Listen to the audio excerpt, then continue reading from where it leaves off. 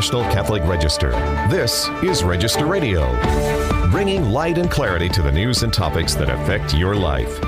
St. Peter's Basilica in Rome receives an estimated 10 million visitors every year. Yet there are so many people who have yet to pass into that magnificent space.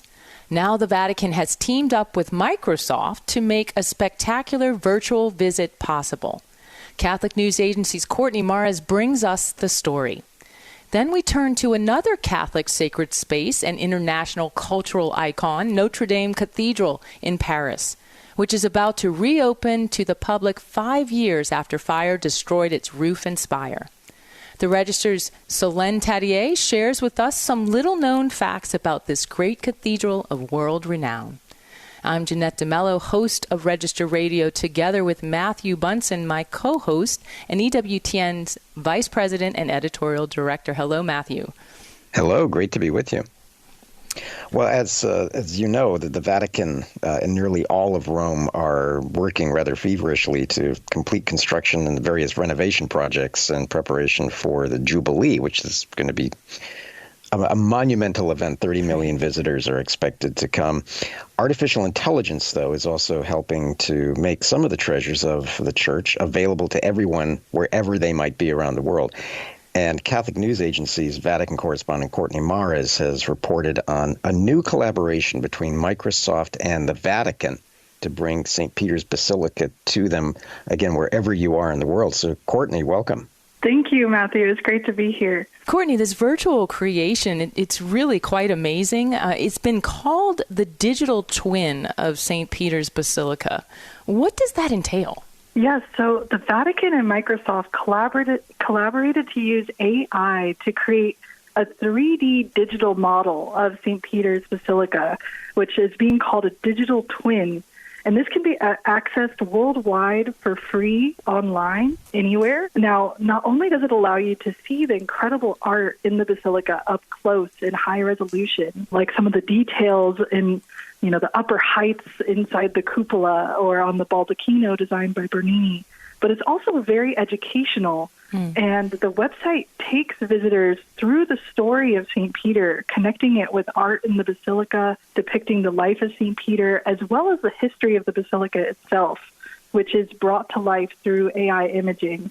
It's really impressive, and it's being utilized in multiple different ways, including most importantly, this online model that can be accessed by anyone. But there's also an in-person exhibit that will be launching for the Jubilee year at the Basilica. I can't wait to get into that one. But hold off a second here. I want to know how is this even possible? How is this imaging, this digital 3D model? How is that even possible? What made this work? Yeah, it's really interesting how it was made. The Microsoft team flew drones inside of St. Peter's Basilica when it was empty, and these drones took 400,000 high-resolution images using advanced photogrammetry techniques. And then with all this data from these 400,000 photographs was fed into artificial intelligence, which was able to help process all of this data and use it to create the model or digital twin. Microsoft's president, Brent Smith, was here for the launch of the model, and he described it as one of the most technologically advanced and sophisticated projects of its kind. And one interesting fact about it, digital twins are commonly used in the manufacturing imagery. So you might have a digital counterpart of a factory that can allow you to see where a piece of machinery in this massive factory might be broken. And likewise, this virtual model is being used by the Vatican to help with art preservation of the Basilica. It's allowed us to be able to see where small, mosaics up high in the cupola might be missing a tile or previously undetected cracks in the Basilica that can help preserve it for future generations. I find that part of it completely fascinating, that this is really enabling them in preservation, and yet it's so futuristic, right? I mean, that's what's so strange about this kind of project is it's using the best of technology, but in preservation work. So that was really a neat aspect of it for me.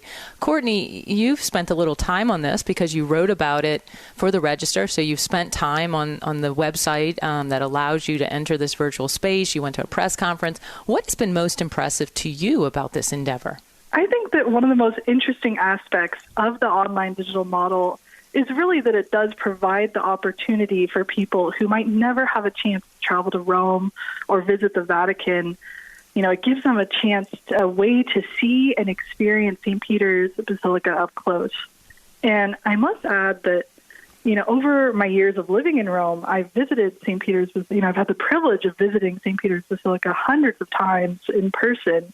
And I personally found the online model to be full of interesting historical facts, and it allowed me to see, up close, magnificent artwork that when you're there physically, you just can't get that close to, either because it's so high up on the ceiling or down below in the crypt, some of the ancient mosaics near St. Peter's tomb. And you can really learn a lot from this online resource.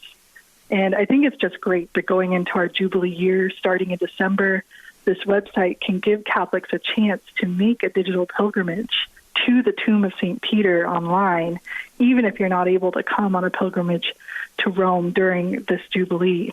Yeah, Courtney, in 2026, we're celebrating the 400th anniversary of the current structure, but sometimes people forget that this isn't the first St. Peter's Basilica, is it? And what is AI going to allow us to see of what I know is generally called Old St. Peter's? That's right. The current basilica that you visit today when you come to the Vatican is the Baroque basilica that was built over the course of the 16th and 17th centuries. But the history of the site where the basilica was built goes back all the way back to the crucifixion of St. Peter upside down on Vatican Hill. And I think one of the most educational parts of the virtual model is that it takes you through this ancient history, beginning with Caligula's first century construction of a circus on Vatican Hill and the placement of an Egyptian obelisk at its center. Now, this obelisk is, seen today in St. Peter's Square, is the same obelisk that's witnessed centuries of history, from Rome's bloody persecution of Christians to the tomb of St. Peter becoming a major pilgrimage site. So I think, anyone, whether you're visiting St. Peter in visiting the Basilica in the upcoming Jubilee or making a virtual pilgrimage, keep that in mind next time you see St. Peter's Basilica obelisk. Right. It's amazing. What you were mentioning, Matthew, was what's frequently referred to as the old St. Peter's Basilica, is the basilica that was legalized, what was constructed at the request of Constantine when he legalized Christianity in the 4th century. Now, being a bit of a history nerd, it's always been a dream of mine to see inside of the old St. Peter's Basilica, what would it be like? And actually, when I first heard that Microsoft was doing an AI-enhanced visit to the Basilica, I made a comment to someone like, what I really want to see is AI do a visit to the old St. Peter's Basilica. And then I was blown away that is, in fact, what they've brought us. It is AI, so somebody heard you. I'm just kidding. Yeah, maybe that is it. But I think a lot more work went into it before that. It's beautiful, Courtney.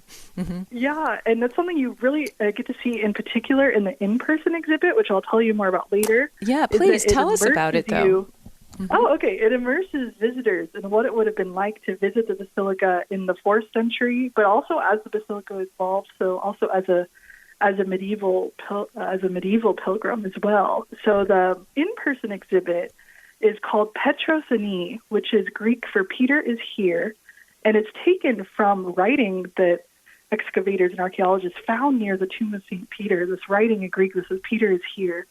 And I actually got a sneak peek of this in-person exhibit, which hasn't opened yet, but it will open for the Jubilee year, and I was very impressed. It starts up on the terrace of St. Peter's Basilica, behind the dome, designed by Michelangelo, and then continues in these previously unvisited upper passageways of the basilica And if you actually can look down and see the altar of St. Michael below inside the basilica.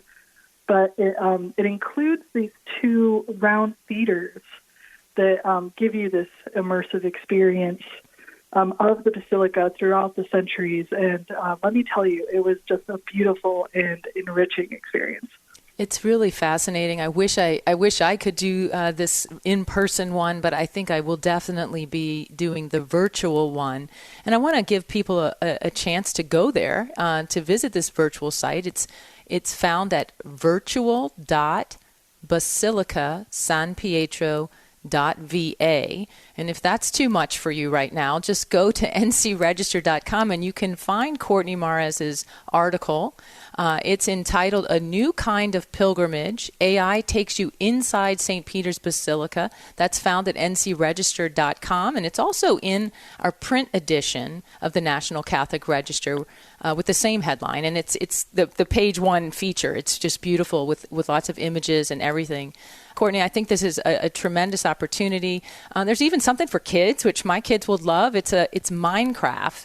St. Peter's Basilica. You can explore it through Minecraft, which is fun for gamers. So there's really a lot here for anyone who has visited St. Peter's or has never visited St. Peter's, and I think it's a great opportunity for all. One last question. This has got to be brief, but the Vatican sure is using a lot of AI these days, Courtney. Do you know why that is? Yeah, the Vatican, the Catholic Church, for being the oldest institution in the world, has taken quite more interest in AI than one might expect.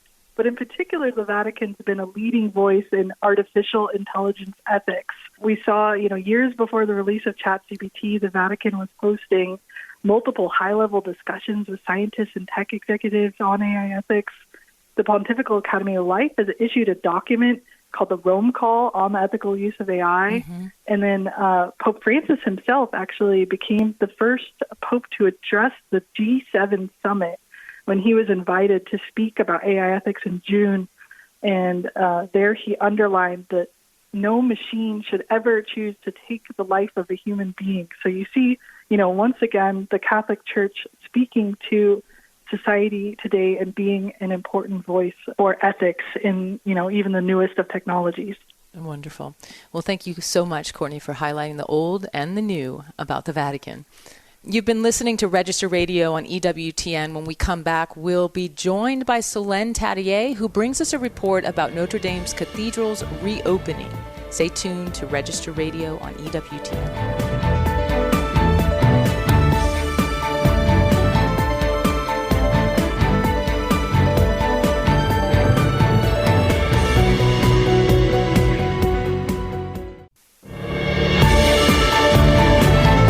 Let's return to Register Radio on EWTN. Welcome back. I'm Jeanette DeMello, host of Register Radio. I'm together with Matthew Bunson, EWTN News' Vice President and Editorial Director.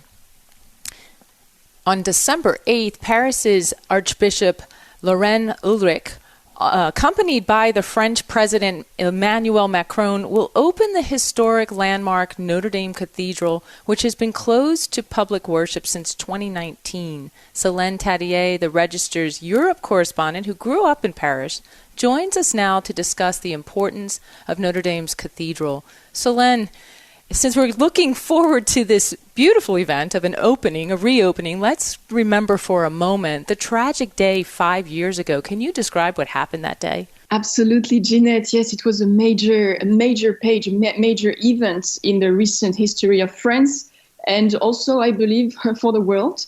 I was in Paris that day and I flew back to Rome on that very day. No one will forget what they were doing on that day. Like for every big event like that, it was right after Palm Sunday, April 15, on the eve of the Holy Week leading up to Easter. So passers-by were helplessly watching the orange flames rising from the roof above the rose window of the cathedral. Many people stopped there crying, praying, singing to ask God's mercy. There was something really apocalyptic about it. Everyone had in mind the Bible verse from the gospel of that day. That was, my God, why have you forsaken me? And that was really something everyone had on their mind. So it has caused a kind of awakening about the importance of our Catholic heritage. So somehow it was a huge shock, but it was also a wake-up call, I would say. Yeah, Solene, there seemed to have been, there was the immense trauma surrounding the actual fire itself. But then over these last years, there has been a kind of trauma accompanying the rebuilding. A lot of tensions, a lot of frustrations, and it seems as though some of the drama of laïcité has played out. Can you talk a little bit about that, the difficulties of getting Notre Dame rebuilt in a way that is authentically Catholic? Yes, it has been a whole roller coaster ride the whole time, as President Emmanuel Macron wanted from the first day. He claimed that he wanted to achieve what he called contemporary architectural gesture, especially for the loved spire designed by the famous 19th century architect Viollet-le-Duc, in harmony with the cathedral's Gothic style. So it was a much beloved feature of the cathedral, and Emmanuel Macron, since it was destroyed completely in the fire together with the roof, he said, well, we will rebuild it. Then it gave rise to the most crazy ideas, and it was something quite scary for a lot of people. I had the occasion to report on that many times for the Register. I had fun, I must say, but it was also very difficult sometimes. It was very scary. There was therefore, this big outcry against this project, notably in the Senate, but also among associations of experts, heritage defenders. They wanted the spire and roof, so destroyed in the fire, to be rebuilt exactly as it was. And eventually they won their case by legal means. So it was eventually rebuilt as it was. But Emmanuel Macron remained really disappointed after that. So he tried with another thing. So there is another ongoing controversy, this time surrounding the 6 contemporary stained glass windows that were also designed by Viollet-le-Duc. And the French president announced last year that he would replace these glass windows that remained completely intact in the fire. So a lot of associations didn't understand why the state, the government, would interfere with the architecture of the church to promote something contemporary. They just didn't understand. So there is still, this kind of tug of war between the government and Heritage Association. And this time, unfortunately, there's a good chance the government will win the case. It was a kind of revenge of those willing to do something, modern, contemporary. And I'm afraid we will lose these 6 intact windows that will be probably, in that case, exhibited somewhere else in Paris. Yeah, and it's a tragedy that the church seems to have very little say in this. So what exactly is going to be different, and what will be the same in Notre Dame? So the church had its says concerning the internal parts, so the furnishings, because yes, the state owns the cathedral by virtue of the law of separation between the state and the church, dating from the beginning of the 20th century. But the diocese has its say on the internal furnishings, for instance, and so they chose that the internal furnishings, and they also have triggered their share of controversy. We've published also a number of pictures on the Register about the new interior design that is also generally very modern. And so somehow people didn't really understand why this time the diocese had a choice, and they chose also to do something extremely contemporary. So you will see that the benches, that the chairs are very modern, the altar, they changed pretty much everything. And so eventually the structure of the cathedral, everything was rebuilt as it was, you will see, but the interior design will be quite different. There is also a new reliquary shrine that I must say is quite beautiful and impressive. It's new, it's quite modern, but really beautiful. It is located in the axial chapel, and it will be the new home for the cathedral's most important relics. That is the crown of thorns, of course, a fragment of the wood of the cross, and a nail from Christ's Passion. And finally, there is also a new space called Espace Notre Dame that has been set up under the forecourt of the Maison du Chantier et des Métiers, which opened already in 2023. So now it's opening to the public. And it features original videos, works of art, relics, everything around Notre Dame and its history. Solene, you grew up in Paris. Is there a space, a place inside of Notre Dame that you're looking forward to visiting again? I might not be very original in that, and everything is unique in Notre Dame, but maybe, this stone statue, like the Virgin Mary, La Vierge à l'Enfant, it's my absolute favorite thing. It's such a high model of Gothic elegance. It was built in the early 14th century, and it providentially remained intact in the fire as well. I don't know if you remember this image that went around the world, with the large cross and the altar that also remained intact, and they were standing alone among the wreckage after the fire in 2019. And so was also that statue, and it was beloved by many great authors in France. And you have, for instance, these famous poets that we have, Paul Claudel, a wonderful French poet, and he converted there. He had a very sudden conversion there next to the statue. So for me, it's a very high symbol, and I think no one should miss that. Of course, and this is Our Lady's Cathedral, so that's very fitting. I want to turn to your article at ncregister.com, and it was also published in the National Catholic Register's print edition in December 1st. And this is about the 8 little-known facts about Notre Dame. And Solene, some of these facts relate to this place's history. This is not simply a sacred space for France, for Paris, but really for the world. What took place there that we should know about? Yes, so of course, for us Catholics, what really matters is that King St. Louis brought the Holy Crown of Thorns there in 1239. But, it was also the place of a lot of secular events, and people tend to forget that. And I would say for the worse and better, because we had something quite neutral. The very first Estates General in history that was a kind of parliament at the beginning of the 14th century, gathering all 3 orders of the Kingdom of France, and it was a complete first in history. And the cathedral was not even completely achieved. It was not entirely built. So it was something huge. King Philippe le Bel gathered all these orders there, so it was something huge before the time. And then during, of course, the chapter of the French Revolution, that was a very sad chapter for the French Church and for Catholicism in general.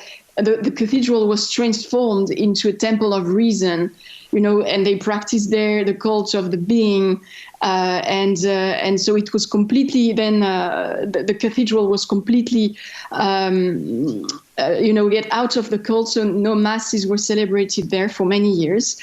And it was eventually, it fell into oblivion. It was completely damaged. No one thought about it. They even, put some wines there, it was the warehouse for this wine barrel.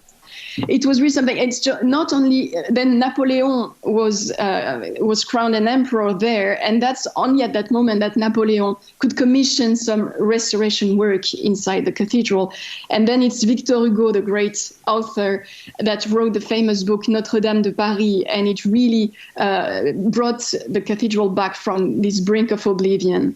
And one last thing. So yes, I mentioned that before, of course, the conversion of Paul Claudel, but one thing that is very important, that many people forgot that it was a huge symbol of the liberation of Paris at the end of World War II. So it's really something that with which a lot of American people can relate, because Charles de Gaulle, after the liberation, when the German occupation troops surrendered, thanks to the American mostly, Charles de Gaulle, he marched along the Champs-Élysées, surrounded by the crowd, and there were also a lot of American soldiers and all, and so he went directly straight to the cathedral, and there were the bells ringing out, announcing the liberation, and they sang a Magnificat, and it's really something that remains engraved in the collective memory. Charles de Gaulle himself mentioned it in his Mémoire de Guerre, this famous Magnificat that rose. He said the Magnificat rose under the roof of the cathedral, was ever more ardent once sung. So it's really something that people should remember, and it's a beautiful event. And one last question, Solene. I know that Notre Dame has such deep meaning for you. What are you looking forward to seeing again? Probably, although it was not destroyed in the fire, of course, I was really missing this beautiful statue, the Virgin of Paris. So that remains my favorite place, my favorite feature of the cathedral. But I'm very curious, to see this reliquary that I mentioned, this new interior design, because although it's a bit too modern in some respect, so I'm very curious. Yes, Solene, that makes a lot of sense too. I mean, it's something new and it's something old, very old, and so it is a good idea, I think, for us to keep that in mind as we explore it, and who may be attracted to what is new in this very old cathedral, and that hearts can still be touched in this way. So we're so grateful that it is finally opening. EWTN is going to be covering the opening of Notre Dame, and we will have articles at ncregister.com by Solene and others, but you can also find EWTN's coverage on the EWTN app. You can click news and look especially for EWTN in depth to find the stories that they publish, that they produce there. Solene, thank you so much for being with us. Thank you for having me. Remember, for more news, analysis, and commentary, check out the National Catholic Register online at ncregister.com. Thanks for joining us here on Register Radio on EWTN. Until next week, on behalf of my producer, Michael McCall, my co-host, Matthew Bunson, and myself, Jeanette DeMello, I pray that God bless you.